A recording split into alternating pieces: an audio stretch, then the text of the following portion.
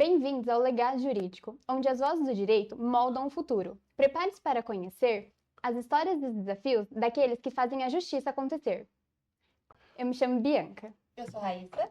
Meu nome é Márcia Bueno, sou nutricionista e estudante de Direito. Hoje nós vamos apresentar o doutor Júlio César Ribeiro, nosso professor. Doutor Júlio César Ribeiro, graduado em Economia pela Pontifícia, graduado em Direito pela Universidade de São Francisco, mestre em Direito Processual Civil, diretor, presidente da Instituição Educacional Atibaiense, professor de Introdução ao Estudo do Direito, Direito Empresarial e Fundamentos Jurídicos no centro da Universidade Unifat. Muito bem, primeiramente, muito obrigado pelo convite. Eu me senti muito honrado, prestigiado. Eu acho importante parabenizar vocês três, Márcia, Raíssa, Bianca, por esta iniciativa, que eu considero muito produtiva para vocês, como estudantes, mas também para todos quantos se interessarem pelo legado jurídico. E considero que todos os alunos do curso de Direito deveriam acompanhar o trabalho que vocês estão realizando, porque certamente terão oportunidade de obter muitas informações e muitos conhecimentos relacionados com esse encanto que eu considero um encanto, que é o estudo do direito, que é a atividade dos operadores do direito.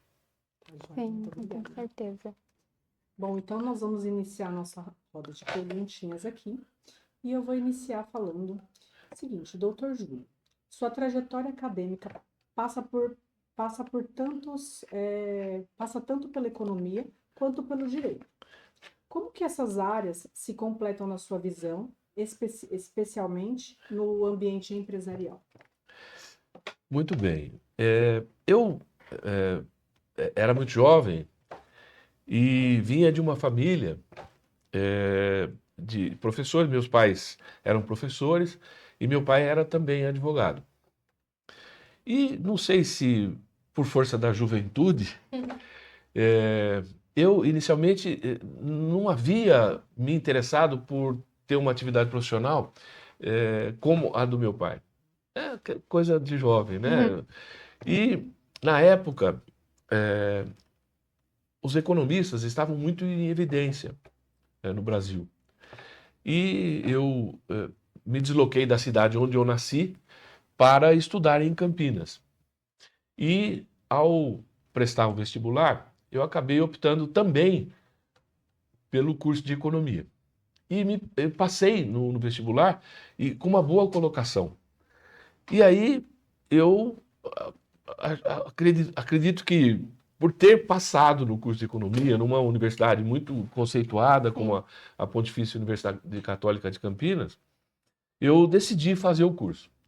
E o curioso é que meu pai me alertava, ele dizia assim, olha, você tem muita tendência, você tem muita aptidão, você tem um jeito que é próprio para o curso de Direito. Mas eu achava que era uma opinião de quem era da área do Direito. Então eu fui um pouco teimoso e acabei iniciando a faculdade de Economia. Mas, curiosamente, nos primeiros meses do curso, eu comecei a perceber, porque eu não sou muito dos números, sabe? Das planilhas, dos cálculos. E na faculdade de Economia eu tive que cursar disciplinas que exigiam dedicação aos números. E aí eu já havia percebido que eu deveria partir para o lado do direito, mas eu falei, não, eu comecei, agora eu vou concluir. E aí concluí o curso de economia. Na faculdade de economia eu fui monitor e fui monitor de disciplinas que não tinham relação muito direta com os números. E me identifiquei com a área acadêmica, porque o monitor muitas vezes substitui o professor. Sim. E mesmo assim, eu tive que estudar muito de economia. no curso de economia, eu conheci todos os diferentes tipos de empresas, como as empresas eram criadas, como as empresas eram registradas, como as empresas atuavam, como as empresas eram importantes para a geração de empregos, como as empresas eram importantes para a cobrança de tributos, para a sustentabilidade da vida dos indivíduos. E isso tudo, no curso de Direito, acabou sendo muito significativo e muito importante, porque hoje, na disciplina de Direito Empresarial, eu ensino exatamente os diferentes tipos de empresas, como as empresas são criadas, como elas se registram, como elas são importantes para a geração de empregos, para a cobrança dos tributos. Então, eh, essa transição da área da economia para o direito acabou sendo muito importante. E eu acabei me tornando professor mais rapidamente no curso de direito, porque depois de me formar, eu ainda sem especialização, não tinha especialização, mas eu tinha o curso de direito concluído, de economia concluído, era economista, e isso é que me credenciou para ser contratado para ministrar as aulas no curso de Olha, direito. que legal. E já tinha já um amplo conhecimento, então só discorreu, né? Exato. Foi maravilhoso. E também eu acabei, no curso de direito, na disciplina de direito empresarial, eu tinha um professor que era considerado muito rigoroso, assim, com notas, né? E eu fui muito bem, eu tirei notas muito boas, né? Na disciplina de direito empresarial. E ele mesmo acabou me estimulando. Ele falou, olha, Júlio, os professores de direito empresarial estão sempre sendo procurados, né? Então, se você tiver interesse, eu posso te indicar. E acabou me indicando, e por coincidência, ao concluir o curso de Direito, a universidade precisou de um professor de Direito Empresarial, e como eu tinha sido monitor na Faculdade de Direito também, eu fui convidado, e, nossa, eu já tinha aí descoberto que eu gostava, né, de ministrar aulas e tal. Então, eu não pensei duas vezes, aceitei e passei a estudar Direito Empresarial, me aproveitando do que eu aprendi da área das empresas, né? Da microeconomia, da macroeconomia, para aplicar nas disciplinas de direito empresarial. E o interessante é que as portas se abrem, né? Vai acontecendo várias coisas. Você já veio com toda uma bagagem, com todo um entendimento, né? Com muito aprendizado, né? E as portas foram só se abrindo, porque tinha um professor que já estava de olho, a gente vê a importância do quão a gente está dedicado Na Nossa. faculdade, na sim. faculdade, no teu Isso. curso, no que Nossa. você está se propondo a fazer, porque tem alguém sempre te olhando, te Sim. observando. E nesse sentido, né, isso que você está dizendo é bastante importante. Nós, professores, estimulamos muito os alunos a se interessarem pelo curso, porque nós sabemos que os bons alunos terão as portas abertas em termos de futuro, não só nas atividades próprias dos operadores do direito, mas também no magistério superior. E o exemplo disso é que aqui na Unifat nós temos muitos ex-alunos que hoje são professores atuantes, né? No curso de direito em especial. Temos até um juiz, né? Não, dois agora, Dois né? Dois Dois juízes. ex-alunos da Unifat que são juízes de direito. Temos ex-alunos da Unifat que são delegados. Temos ex-alunos da Unifat que são nossos professores, né? Sim, eles seguem para mais diversas áreas e nós temos contato com as mais diversas áreas do direito dentro da faculdade, o que é ótimo, né? Perfeito. Dá um contato com a prática, porque eles falam muito do dia a dia dele, do que eles pegam, então é muito bom. É um diferencial muito grande, porque faz com que a gente tenha conhecimento de outras áreas também, né? Com Também. certeza. Isso é incrível, eu achei isso maravilhoso. Inclusive, foi um dos motivos da gente criar esse projeto, porque a gente gostaria de conhecer mais sobre isso também, né?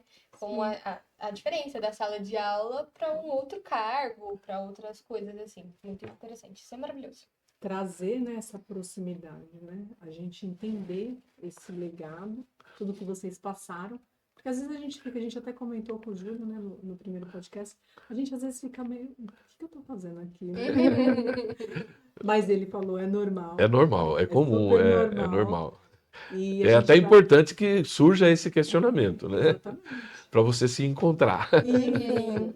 E aí a gente vai fazendo as coisas, né, acontecerem e pra gente é muito interessante, muito bacana.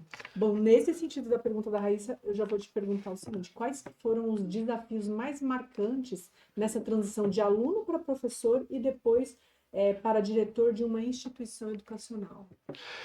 Então, assim, as coisas foram acontecendo, né? Eu descobri já na faculdade de economia, quando fui monitor, que eu tinha apreço, eu tinha interesse, eu gostava de ministrar aulas, né? E aí, com a monitoria na faculdade de Direito, essa minha assim, percepção se confirmou, né? Eu realmente queria me tornar um professor. E logo que terminei a faculdade de Direito, como eu mencionei anteriormente, eu fui contratado para dar aula em duas instituições de ensino. Aqui na Unifaat, no começo da Unifaat, no ano de 1987, né? E também na Universidade de São Francisco, em 1987. E desde então, eu passei a advogar. Então, eu advogava no período da manhã, advogava no período da tarde e ministrava aulas no período da noite. Depois, com a criação de cursos que ofereciam aulas também no período diurno, no período da manhã, eu passei a ministrar aulas no período da manhã, advogar no período da tarde e depois ministrar aulas no período noturno. Puxa. E não, sempre, eu sempre tive, né? Sempre tive esse ritmo, Sim. assim, meio no início, né? Eu era bem mais jovem, então era uma coisa bem alucinante.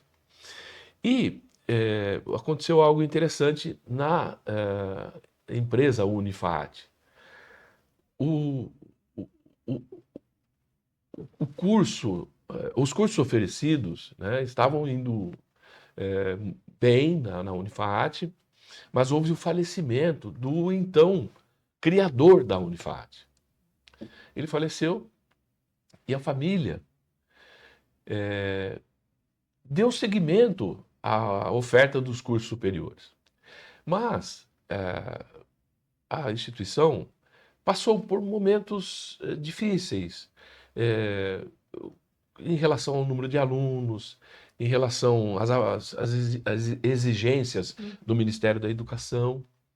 E eu e mais alguns professores, que éramos professores da Unifaat na época, nós passamos a oferecer ajuda e orientação para a família que não tinha a mesma experiência do criador da Unifaat.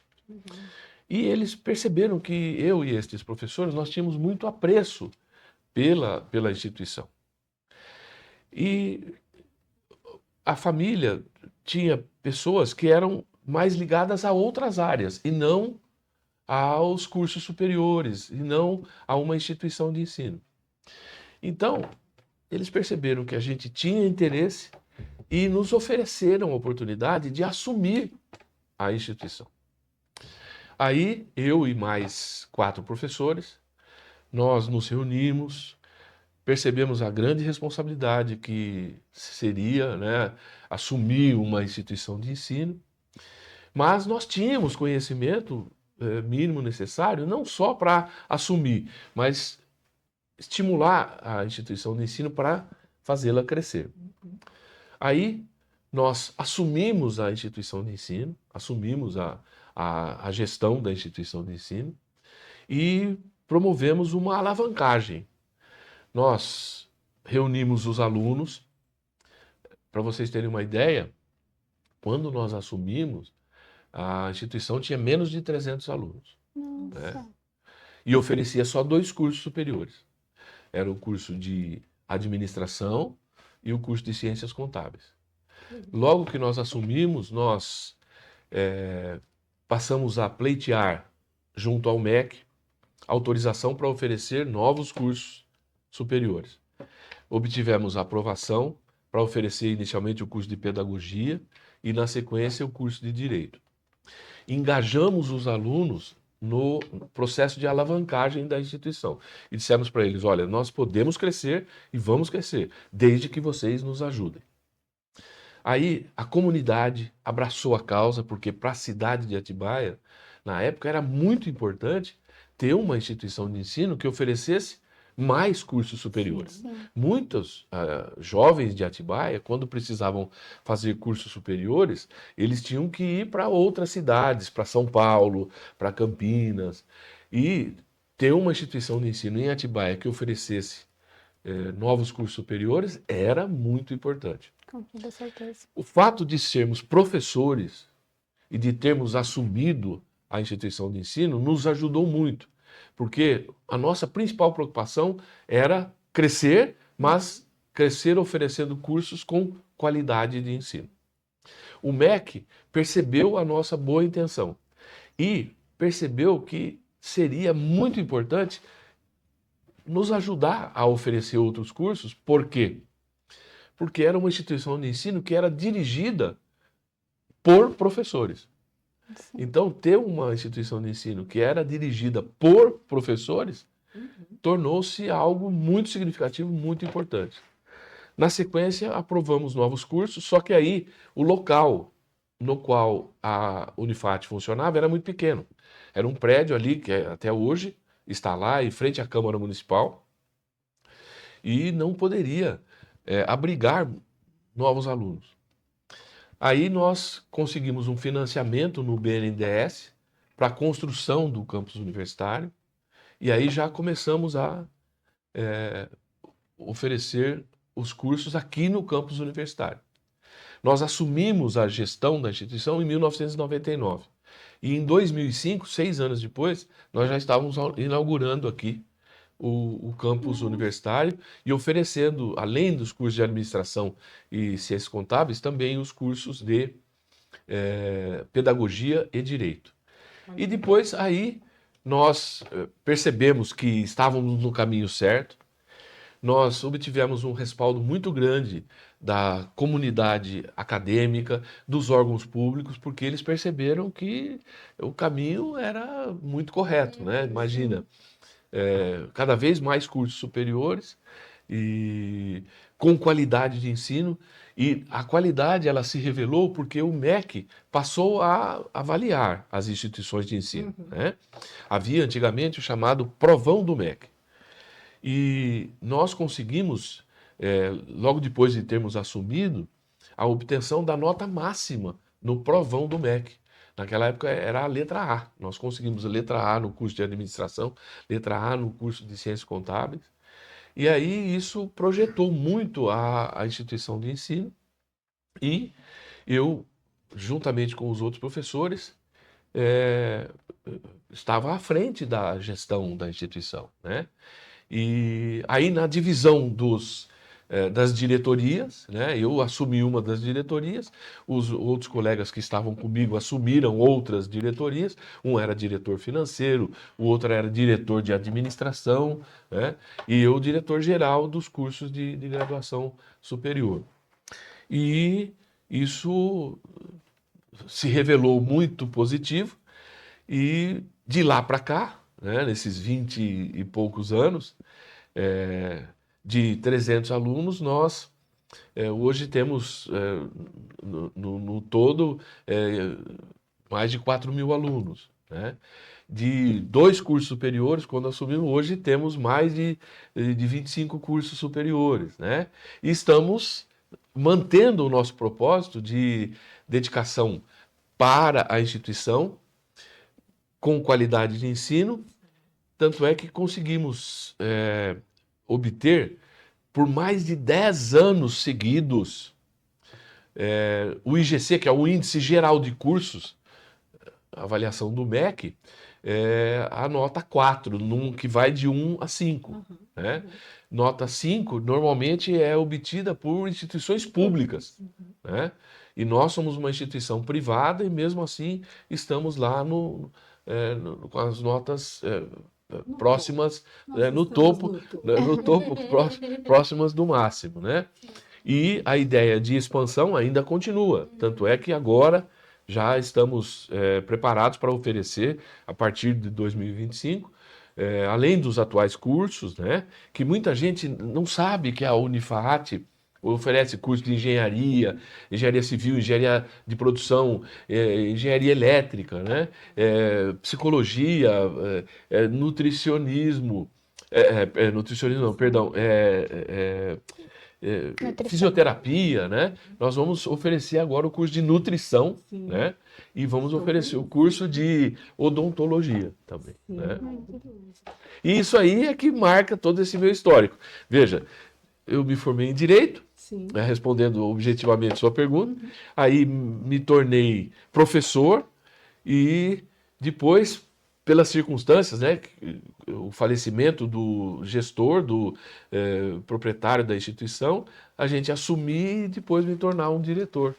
Sim, muito bom. Você disse nessa parte, eu ia falar exatamente isso, foi uma grande responsabilidade, foi mesmo. Mas você visou essa oportunidade, que foi uma grande responsabilidade, mas lá na frente também era uma grande oportunidade. Então, eu já olhava assim.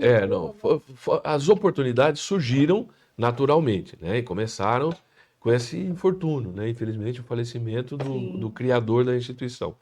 E aí nós abraçamos a oportunidade, né? E eu acho importante destacar que eu não posso me esquecer de que não é um trabalho individual, é um trabalho de um grupo. Na verdade, são 5 professores.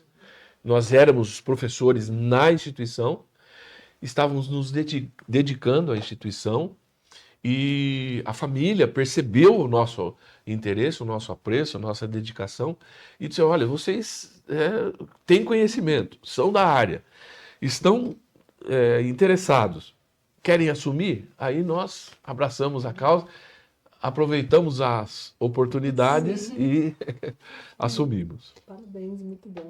Muito bom saber essa história, né? E muito interessante por ter começado, claro, já tinha antes, mas a iniciativa a partir dos professores, o grupo colegiado da faculdade, né? Acho que traz uma experiência prática, como a gente já disse que temos no direito, para a diretoria. Então acaba que vocês conseguem melhorar o ensino, a qualidade para os alunos e para vocês, para a gestão. Até então foram reconhecidos pelo MEC e muitas outras pontuações.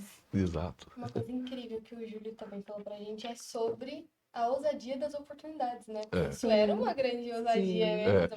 Nossa, eu costumo brincar que antes da gente tomar a decisão de assumir, nós ficamos um mês sem dormir. Todo mundo agoniado pra fazer. Então é muito incrível. O Júlio pontuou bastante isso pra gente, né? Sobre ser ousados e não ter medo.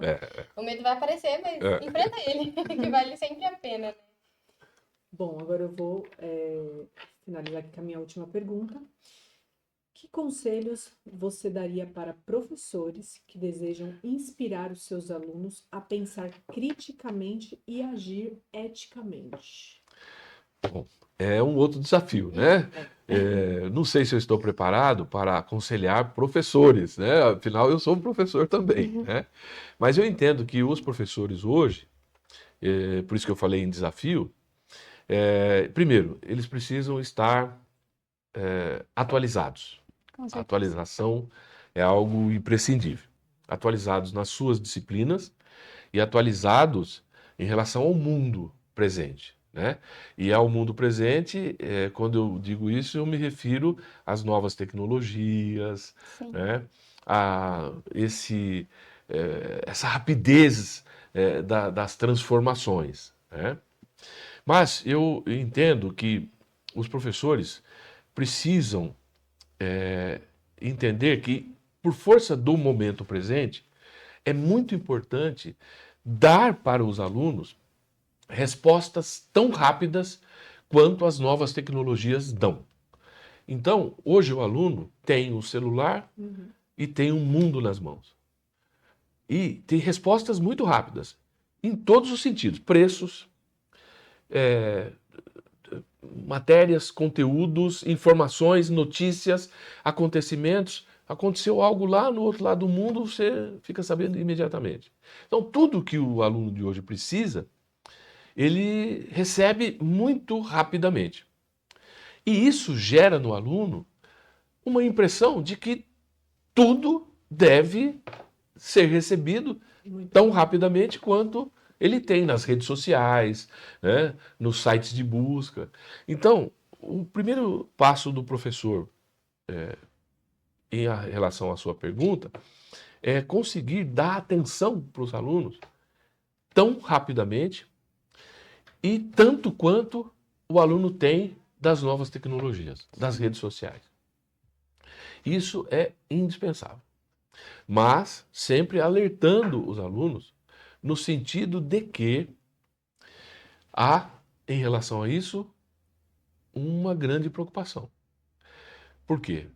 Você não pode acreditar em tudo que você vê nas redes sociais. Exatamente. Né?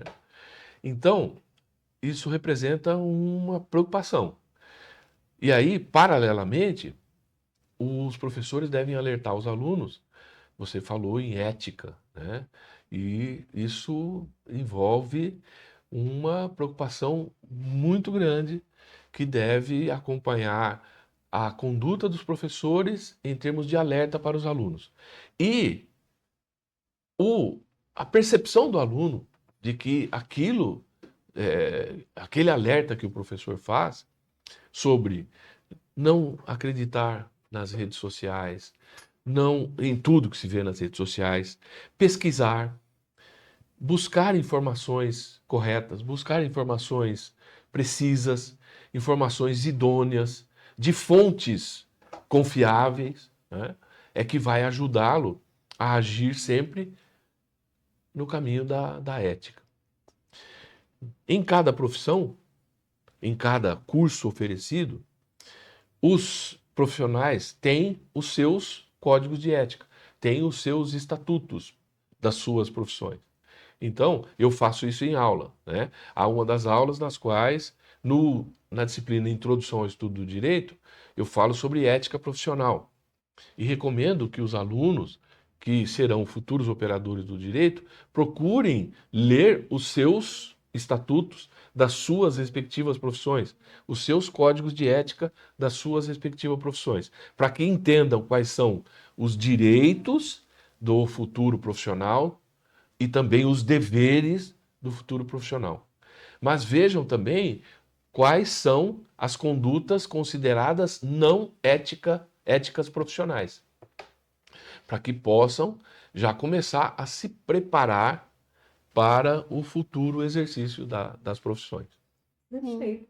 Muito bom. Bom, agora você falou muito de ética, de sala de aula, e na sala de aula a gente percebe o quanto é importante, até pela sua aula, o português, a formalidade do direito, e a gente começa vendo a gênese do direito e parte para as mudanças até o direito atual, a evolução, e a gente vê na linguagem também. E eu te pergunto, como a gente mantém essa formalidade erudita que é necessária e própria do direito desde seu surgimento, juntando, né, com a acessibilidade que a internet trouxe para as pessoas que talvez não tenham esse conhecimento próprio do direito? Bom, vamos lá. Bom você ter perguntado. Olha, muito do que eu aprendi na minha vida toda, nesses anos todos de atividades profissionais e tal, é que um bom caminho para o exercício de qualquer profissão é conseguir encontrar um meio termo. Então, os excessos são sempre prejudiciais, né?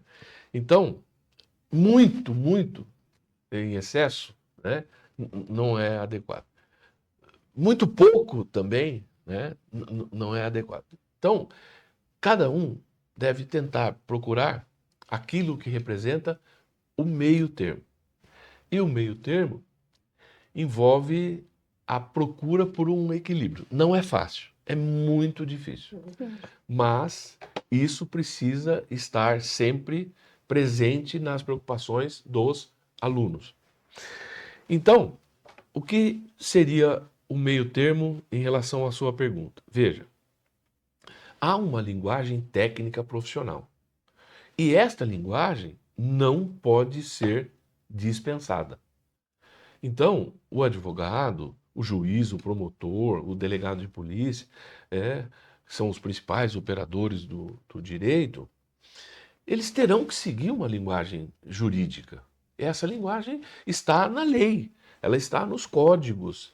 E eu brinco com os alunos, né? Eu falo, por exemplo, a gente fala litispendência, a gente fala em jurisprudência, a gente fala em eficácia preclusiva da coisa julgada. São termos técnicos que são usados no dia a dia da atividade profissional, nos processos judiciais. Então, não se pode dispensar esta linguagem jurídica, que é encontrada principalmente nos textos legais, nos livros de doutrina do direito. Agora, o excesso para o chamado juridiquês, né, que são aquelas expressões que assim, são muitas vezes objeto de uso excessivo nos processos, nas petições, essa pode ser dispensada. Então, o que seria o equilíbrio? Não abusar do exagero, né, na linguagem assim, técnica dos processos, usando expressões que podem ser dispensadas, é importante. Mas usar também as expressões técnicas, né? Eu falei ontem em sala de aula, né? Os alunos devem começar já a partir do primeiro ano, do segundo, terceiro ano, começar a usar a linguagem que se estuda em sala de aula, né? Então, um exemplo assim muito, muito, muito simples, né? Às vezes o aluno, ao referir-se na resposta da prova, para o que o juiz faz no processo, ele fala assim, o juiz pode pedir para o autor, tá? O juiz não pede, né? Então, o juiz determina, né? Então, começar a usar a linguagem que é encontrada nos ensinamentos dos professores, na doutrina, na lei, é importantíssimo, é indispensável. Agora, os exageros para tentar, vamos dizer assim, falar difícil, explicar difícil, escrever difícil, isso é dispensável. E esse meio termo é que não é fácil, mas deve ser pensado e deve ser objeto de preocupação do estudante do direito e dos operadores do direito. Perfeito. Às vezes a gente vê o profissional, ele quer, né, usar o juridiquês. Eu já passei por isso com um profissional, de querer usar o juridiquês, não precisa, né? Fala comigo como se eu tivesse 6 anos. Isso. Eu não vou entender, né? Porque fica uma coisa meio mesclada, porque se você ainda não entende daquela linguagem, fica uma nuvem, né? Isso acontece no relacionamento, por exemplo, no meu caso, do advogado com o cliente, né? Então, por exemplo, eu falo para o cliente assim, olha, eu vou ver qual é o entendimento jurisprudencial, né, do seu... Aí, problema, né? O que eu faço? Eu explico, falo, olha, eu vou te explicar primeiro o que é jurisprudência. Aí eu explico de uma maneira bem simples, né, para ele entender que são as decisões proferidas pelos tribunais, né, e que representam a linha de entendimento do tribunal. Aí eu explico, eu falo, olha, o que eu vou procurar é analisar quais são as decisões dos tribunais que são aplicadas nos casos semelhantes ao que você está. E aí eu acho que eu consigo encontrar um meio termo para não... porque você já imaginou se eu falar assim, olha, eu vou verificar qual é o entendimento jurisprudencial aplicável no seu caso. E ponto. E é ótimo, né? Porque a gente vê como a internet, por mais ruim que alguns casos traga, né, de acomodação dos alunos e tudo mais, ela trouxe essa maior acessibilidade para as pessoas que antes não tinham qualquer contato com o direito, com a linguagem jurídica. Hoje, se a gente não entende uma palavra, se não entende um caso, vai lá, pesquisa, lembrando de procurar uma fonte confiável. O que tá querendo dizer ali, né? Ela tem mais contato com aquilo que ela tá sendo julgada, aquele litígio, talvez que ela esteja. Então, é muito importante. E aí, eu vou fazer uma outra pergunta, buscando mais a sua experiência na área jurídica. Você tem uma experiência muito vasta com a linguagem jurídica, a empresarial, o magistério. Então, você tem muitos lugares de fala, assim, por assim dizer, muito contato com os advogados. E eu te pergunto, qual você vê que são aquelas características essenciais para um advogado que está ingressando no mercado? Que você bate o olho num aluno, talvez, e fala, bom, eu vejo que esse tem o jeito, desde sempre, do direito. Então vamos lá. Eu posso falar, assim, mais à vontade, né? Da minha atividade, que é advogado e professor, né? Então, pensando em termos de futuro, e eu acho que isso deve envolver a preocupação do estudante já a partir do curso de Direito, eu entendo que o profissional que vai atuar na área do direito, em especial o advogado, ele deve, primeiro, não perder nenhuma oportunidade. As oportunidades que ele tiver de criar um podcast, isso deve ser abraçado. De participar de palestras, de participar de cursos, de atuar profissionalmente como estagiário, se houver a possibilidade. Ele deve abraçar, se surgirem essas oportunidades. E ele deve perceber que o advogado é uma pessoa que se comunica, que se relaciona, que tem que deixar de lado muita timidez. Pode ser tímido que nem eu, assim. Pode ser tímido, mas ele vai ter que perder essa timidez. Então, ele tem que participar, tem que atuar, tem que... Eu comentei, né? Veja, eu não perdi as oportunidades. Eu fiz faculdade de economia, tive a oportunidade de ser monitor, fui. Fiz faculdade de direito, tive a oportunidade de ser monitor, fui. Terminei a faculdade de direito, tive a oportunidade de pegar aulas. Peguei. Fui estagiário. Tive a oportunidade de ser estagiário. Fui estagiário em escritório de advocacia. Depois eu tive a oportunidade de assumir. Mas eu comentei aqui, a gente estava conversando antes de iniciar a entrevista. Eu tive a oportunidade de ser assessor jurídico, chefe da divisão jurídica da Câmara Municipal. Eu fui. Depois eu fui convidado para ser secretário municipal de assuntos jurídicos. Eu fui secretário municipal de assuntos. Depois tive a oportunidade de assumir a secretaria de governo do município. Eu fui secretário de governo. Depois acumulei essas duas secretarias. Sempre tive a oportunidade de ser vice-presidente da OAB de Atibaia. Fui vice-presidente da OAB. Então, eu sugiro que os alunos comecem a se interessar por abraçar a futura atividade profissional. E eu vou até brincar com vocês aqui, algo que eu comento com os alunos em sala de aula. Eu tive um professor que era juiz de direito, depois ele foi deputado estadual, depois foi prefeito de São Caetano do Sul, né? E ele dizia assim, falava assim, Júlio, olha, é o seguinte, um advogado, ele não pode perder oportunidades. Então, ele tem que participar de alguma atividade.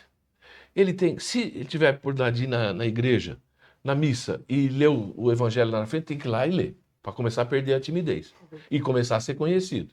Depois, se ele tiver a oportunidade de participar de alguma leitura no culto da igreja evangélica de domingo, ele tem que ir lá e participar. Se ele tiver a oportunidade de escrever em jornal, artigos, ele tem que escrever. E sobre isso, eu também escrevi artigos para jornais, aqui de Atibaia. Não perdi a oportunidade. Depois, se ele, o profissional, tiver oportunidade de ser presidente de alguma coisa, ele tem que ser. E esse professor, ele brincava, ele falava assim, ó, e se não for presidente, tem que ser no mínimo vice. E assim que for eleito, tem que começar a trabalhar para derrubar o presidente. Então, é uma maneira de brincar, né, de que as oportunidades não podem ser perdidas. E eu percebo, às vezes, que muitos alunos hoje acreditam que o adequado é só fazer o curso. Não, não é. Só o básico, né? Não. Não. Até mesmo porque uma oportunidade ela nunca vai ser perdida, né? Exato. O que você não quer, não quer. Então, tem que participar. A OAB oferece vários cursos gratuitos, várias palestras gratuitas. Não perder as palestras. Fazer anotações, guardar os arquivos dos trabalhos exigidos pelo professor e dos disponibilizados pelo professor. Agora, por exemplo, né, eu tenho um estagiário lá no escritório, que é aluno da Unifat, está no 2º ano, que é o João Arthur. Ele veio aqui outro dia, teve um trabalho de apresentação dos alunos para alunos visitantes. Ele veio aqui e foi ministrar aulas lá. Agora ele ganhou um prêmio no CONFAT, que é o congresso que a Unifat realiza de cada 2 em 2 anos. Ele veio e participou e tal. E ele, o dia inteiro, ele está ligado em alguma coisa, um pouco. Ele é estagiário, faz os trabalhos de estagiário, mas também está ligado no mundo do direito. Então, outro dia eu cheguei lá, ele estava ouvindo. Eu falei: o que você está ouvindo aí? Ele falou: não, eu estou ouvindo uma palestra aqui do G20. O G20 é aquele evento que aconteceu recentemente. Então, ele está e é isso, ele está sintonizado no mundo do direito, nas atividades profissionais, e isso eu considero importante para o aluno em termos de futuro. Sim. É muito bacana, né? Porque às vezes o aluno, ou às vezes o ser humano, ele está apenas focado no básico. Não é o caminho. E não é só o básico. Exatamente. Né? Se você consegue ir além, com certeza você vai ter alguém, é aquilo que eu falei, né? Alguém está sempre te observando. Você está sendo observado o tempo todo. Então, se você é uma pessoa que vive do básico, só porque eu ganho, eu vou lá para ganhar o meu salário. Foi assim que eu sempre tive estagiário, né? Que eu brinco com os alunos, falo que no meu escritório são escraviários. Muito bem, eu sempre tive estagiários. E eu sempre convidei os estagiários observando as provas, o comportamento, o interesse dos alunos para atuar profissionalmente. E foi assim que eu os convidei e que se tornaram estagiários no meu escritório, né? E que muitos foram para a carreira jurídica. Alguns hoje são advogados, né? Eu tenho 5 ex-estagiários que são juízes, eu tenho 2 ex-estagiários que são delegados, eu tenho um ex-estagiário que foi promotor de justiça, que hoje é promotor de justiça, tenho ex-estagiários que hoje são professores, né? Interessante. Sim. E eu vou seguir para minha próxima pergunta, também tendo como a sua experiência base, né? Como você avalia o impacto das contestações às decisões dos tribunais superiores e as mudanças jurisprudenciais que ocorrem constantemente, talvez por influência da internet, algumas outras pela própria mudança dos ministros e demais participantes nas decisões das instâncias primárias, assim, do direito? Olha, essa é uma pergunta, assim, danada de difícil para a gente responder. Eu não considero que as opiniões públicas influenciem nas decisões dos magistrados de primeira instância, sabe? Eu considero que, em primeira instância, os que são os desembargadores dos tribunais de justiça são muito fiéis nas suas decisões aos entendimentos baseados na legislação, aos entendimentos baseados nas jurisprudências. Então, eu acredito que muito pouco as opiniões do povo, da mídia. Por quê? Porque essas opiniões normalmente têm conteúdos muito leigos. Elas são muito distantes, né, do que prevê a legislação, do que prevê a doutrina do direito, né? E eu considero que, assim, até o presente, os juízes de primeira instância, né, eles têm sido muito fiéis ao que prevê a legislação, muito fiéis ao que prevê a doutrina do direito, né? E eu acredito que tem havido muita pressão para que isso seja alterado, né? Mas eu considero o Poder Judiciário, eu considero que o Poder Executivo é um poder político, que o Poder Legislativo é um poder político, mas considero que o Judiciário não é um poder político. E é muito forte, né? É, É um poder muito forte. e porque ele tem que se basear na legislação e na doutrina do direito para proferir as suas decisões. E é muito bom você trazer isso, que na sua visão não é influenciado pela opinião pública, porque às vezes em casos particulares as pessoas veem, esse juiz julgou assim, julgou de uma outra Por causa forma. da opinião pública. Sim, e acaba contestando o Poder Judiciário como um todo. E trazer essa outra visão, bem você que atua, trazer, não é assim que funciona, não é assim que eu vejo na prática, é muito bom para as pessoas que estão assistindo. Não, peraí, o meu caso foi julgado assim ou assado, então não é influência da opinião pública, é Exato. na lei mesmo. Exato. É muito interessante. Agora, são as minhas perguntas. Eu gostaria de saber de qual maneira o senhor acredita que os advogados podem fazer a diferença na sua comunidade. Bom, os advogados, eu acho que a minha resposta agora vai ter relação com aquilo que eu contei anteriormente, né? Então, eu considero que muitas pessoas, muitas, por força de falta de conhecimento, por força até do histórico cultural, elas acabam vivendo o dia a dia, e viver o dia a dia significa comprando, negociando, contratando, sem orientação profissional da área jurídica. Então, as pessoas, muitas, assinam contratos, primeiro, sem ler. Ok? Muitas pessoas compram, negociam verbalmente. Compram carros. Muitas pessoas emprestam o cartão, fornecem a senha para amigos, para parentes. Muitas pessoas, só de ouvir dizer, ou de ouvir a pessoa falar, acreditam e seguem a orientação de quem é leigo. Então, o papel dos advogados nas comunidades, e não nas comunidades só, por exemplo, na minha comunidade, na vida em geral, eles são indispensáveis. E eu tenho um advogado que é muito amigo, nós somos compadres até, né? Ele sempre disse assim, olha, nós vamos ter um futuro em que todas as pessoas vão precisar ter um advogado. Por quê? Para um recibo. Primeiro, jamais celebrar, jamais pagar sem pegar um recibo.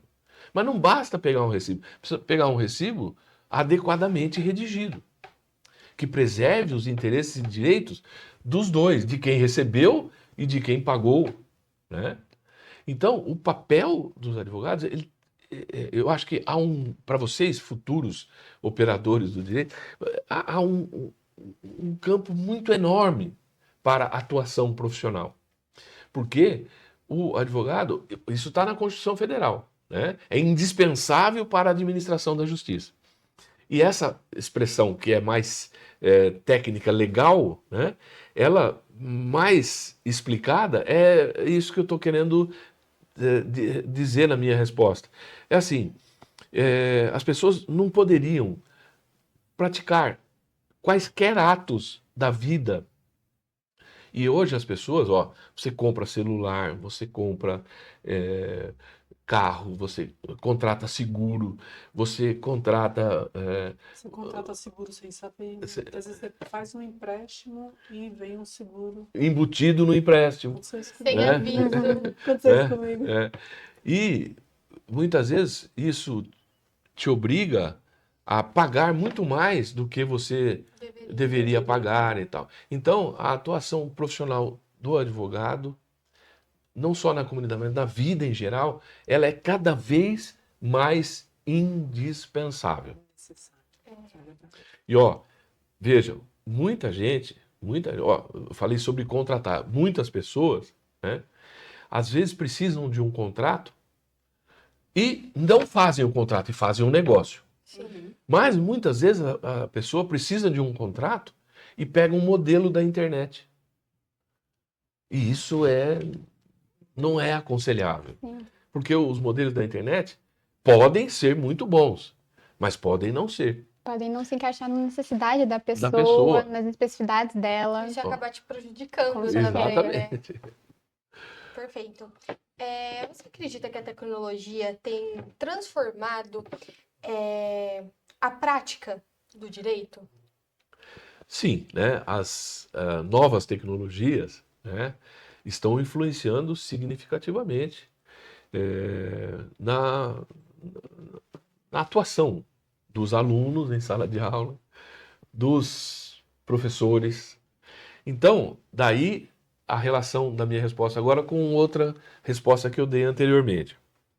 A necessidade de que os alunos estejam antenados, os professores estejam antenados e os profissionais estejam antenados. O que quer dizer com antenados? É atualizados. Então, nós estamos vendo aí o que significa a inteligência artificial, né? O famoso site, Sim. GPT e tal. E eu acredito que será muito difícil nós fugirmos Dessas- destas atualizações. Mas, vejam, a necessidade de atualização dos profissionais.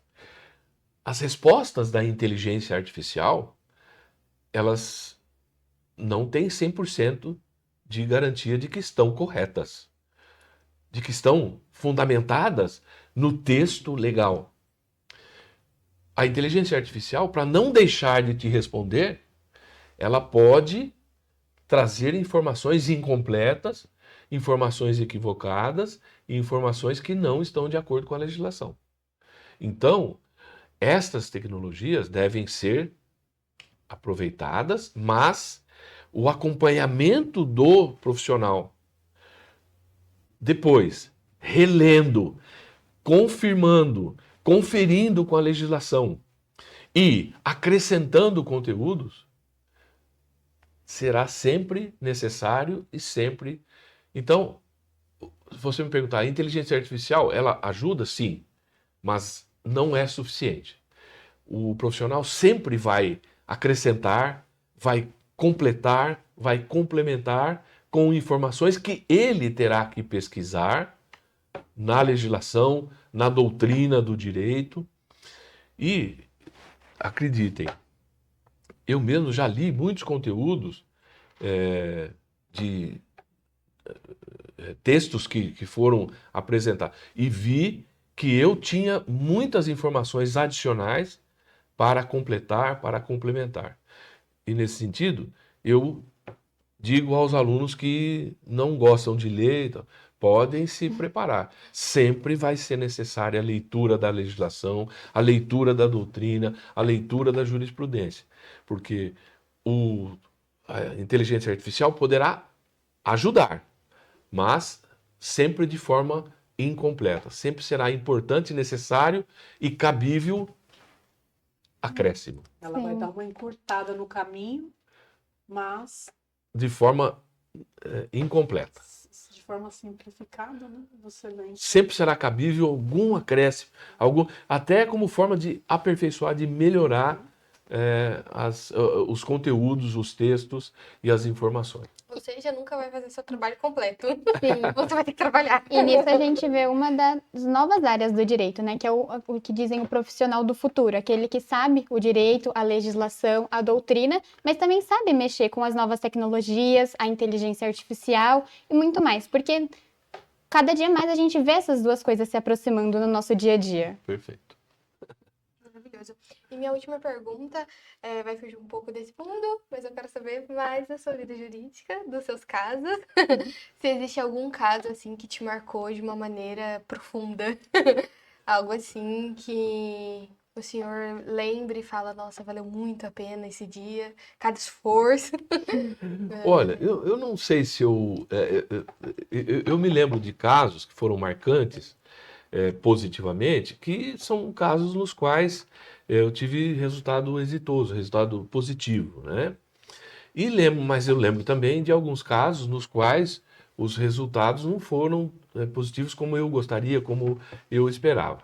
E eu confesso, nós tínhamos conversado anteriormente, eu não consigo assim visualizar é, um caso que seja um caso que tenha se destacado para que eu possa me lembrar dele e dizer assim, olha esse caso.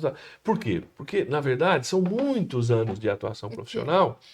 Então, eu posso dizer assim, que eu tive muitos resultados positivos, que me deram muita satisfação profissional e em áreas diversas, né? No direito empresarial, no direito processual. Eu me lembro assim de que nós comemoramos muitos resultados positivos, né? Esta semana mesmo nós tivemos um caso assim em que nós sabíamos que os direitos e deveres das partes estavam muito igualitários. Então, nós desenvolvemos uma tese a favor do nosso cliente. E tínhamos convicção de que tínhamos muitas chances, mas estávamos em dúvida. E aí, no escritório, saiu a decisão esta semana. E nós ganhamos a causa. E, ao ganharmos a causa, o juiz acolheu a nossa tese, acolheu aquilo que nós destacamos como o diferencial que dava direitos para o nosso cliente e não dava direitos para a parte contrária, foi exatamente o resultado. E aí que a gente... então, eu posso dizer é isso que nos dá a satisfação profissional.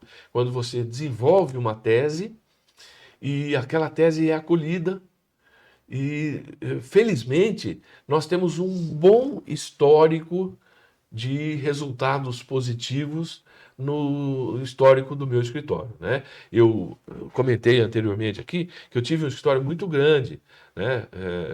Nós tivemos sempre bons escritórios e grandes escritórios em Atibaia, e o meu era um deles, né?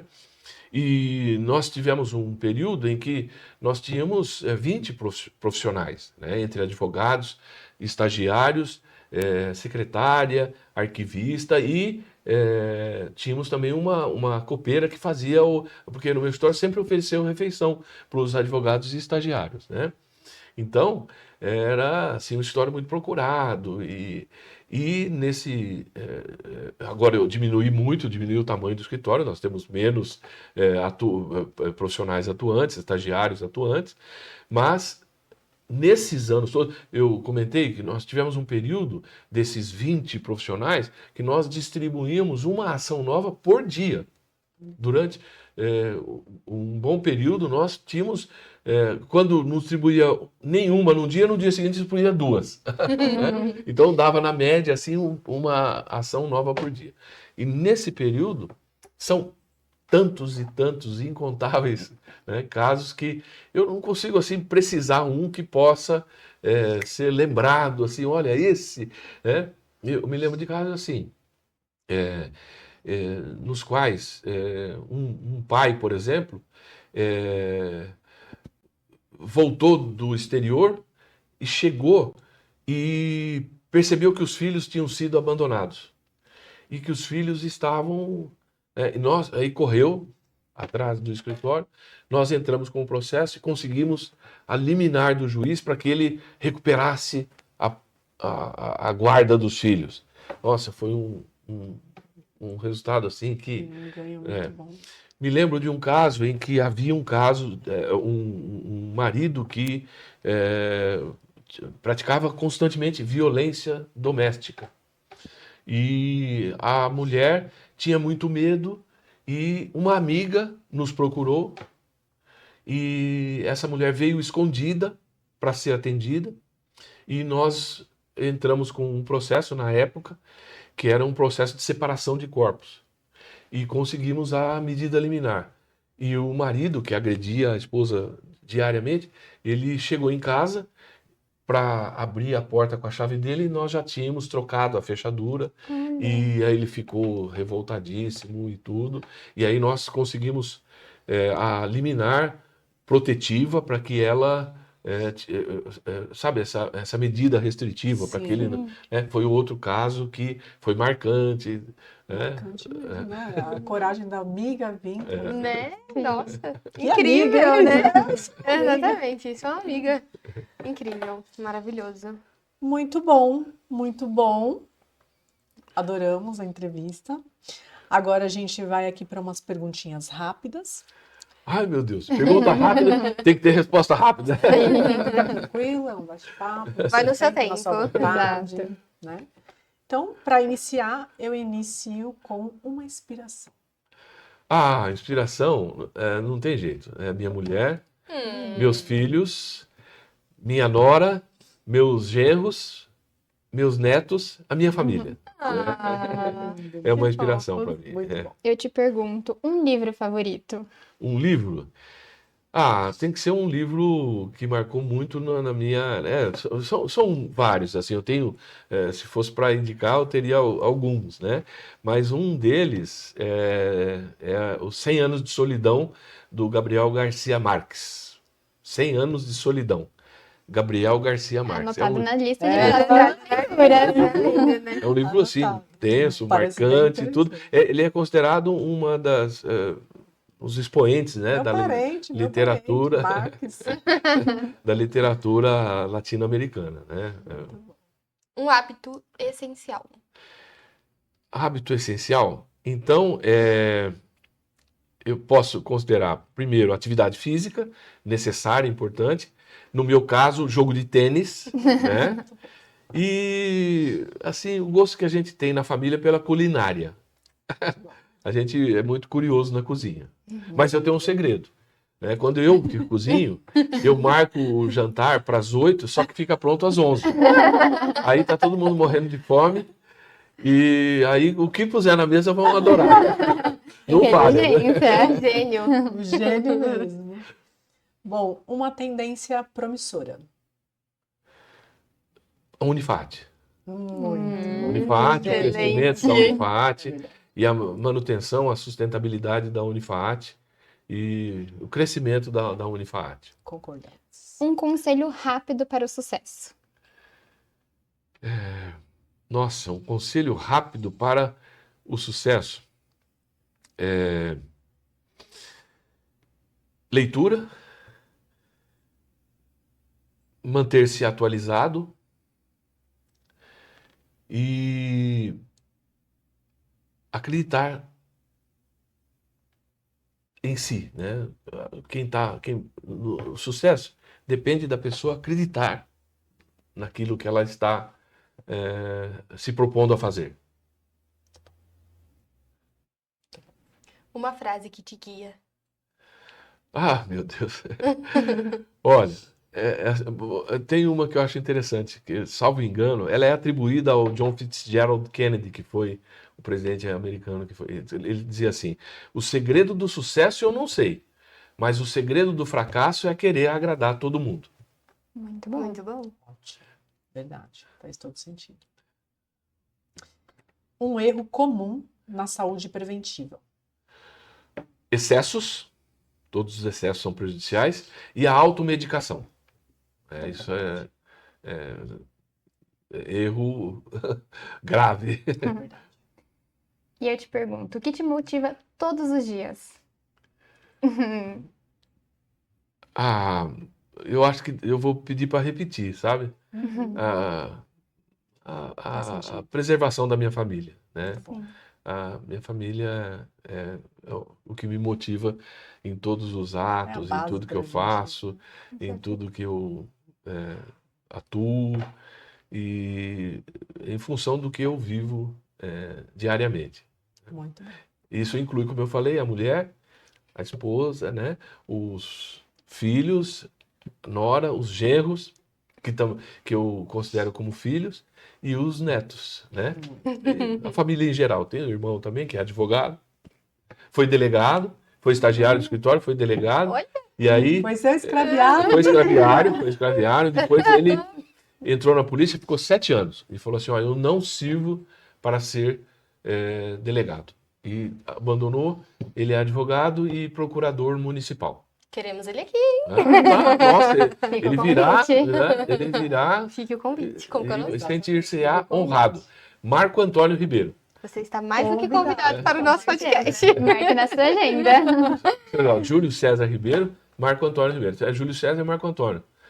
A história, meu pai que brincava, né, ele dizia assim, que na história do Império Romano são 12 os Césares. Então é Júlio César, Marco Antônio, Otávio Augusto, Caio, Lépido, Marco Antônio, são os 12. E aí ele começou, quando chegou no segundo filho, são só 2. Ele falou, se eu for seguir a história e nascer mulher, eu tenho que pôr Cleópatra. E aí Cleópatra é muito estranho, então eu vou parar, vou ficar com 2 filhos. E por último, um desejo para o futuro. Um desejo para o futuro é manter, assim, a minha saúde e o meu interesse pela Unifat, pelas aulas, pelos alunos, conseguir manter por mais um bom tempo tudo isso que eu pratico hoje em dia, já há muitos anos. Bom, e finalizadas as perguntas rápidas, eu te deixo uma última pergunta. Qual o seu legado jurídico? Olha, não sei. Nossa, eu tenho assim muito orgulho do escritório que eu construí, que já está atuando há 37 anos. Eu gostaria de deixar esse escritório para o Júlio Filho, né, para o Júlio Filho, que também é um dos integrantes do escritório. Eu sinto muito orgulho de ter participado um pouquinho do histórico de criação e de existência da Unifat, do Centro Universitário Unifat. E, É um grande legado. eu, Um grande legado. eu gostaria de essa pequena atuação que eu tive nesse histórico, de deixar para o futuro, né? E também de deixar assim o histórico da minha vida, do pouco que fiz, né? Na minha vida toda, para os filhos, netos e para o futuro. Perfeito. Nós agradecemos pela sua presença. É uma honra ter você aqui com a gente. Foi um papo Pelo muito legal. prestígio, por apoiar o nosso projeto também, né? Que está no início ainda, é um bebê. Mas nós agradecemos muito mesmo, é uma honra tê-lo aqui com a Nossa, gente. eu que me sinto honrado, eu peço licença para reiterar aqui os parabéns por essa iniciativa, que é muito significativa, que, olha, embora bebê, eu posso dizer que esse bebê começou muito bem, viu? Muito obrigada. Então, de parabéns, né? E máxime porque são alunas de primeiro ano do curso, né? Sim, E eu espero que vocês continuem, com né? certeza. Mantenham-se interessadas e eu me coloco à disposição de vocês para trazer no futuro o meu irmão aqui para também ser Muito entrevistado bom. e para Agradecemos. indicar para vocês outros expoentes aí, né? Que esses sim mereceriam estar aqui até antes que eu, né?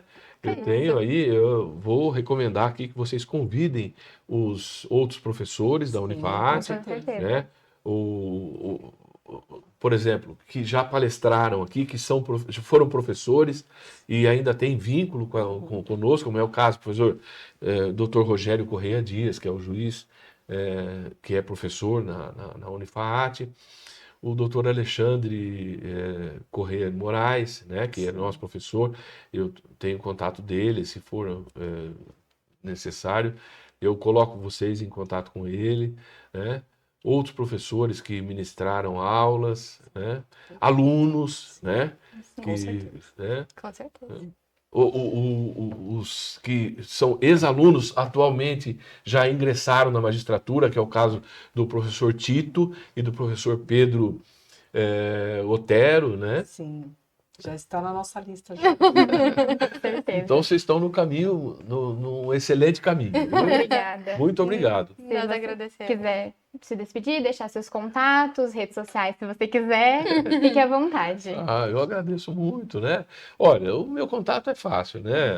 A Unifaat, o escritório, né? Nós temos aí, tem o site do escritório, tem o site da Unifaat, tem o Júlio César de Lima Ribeiro, que é meu filho, e está aqui na Unifaat, tem a minha nora, que é a Letícia Marques, né? Que também está aí diariamente.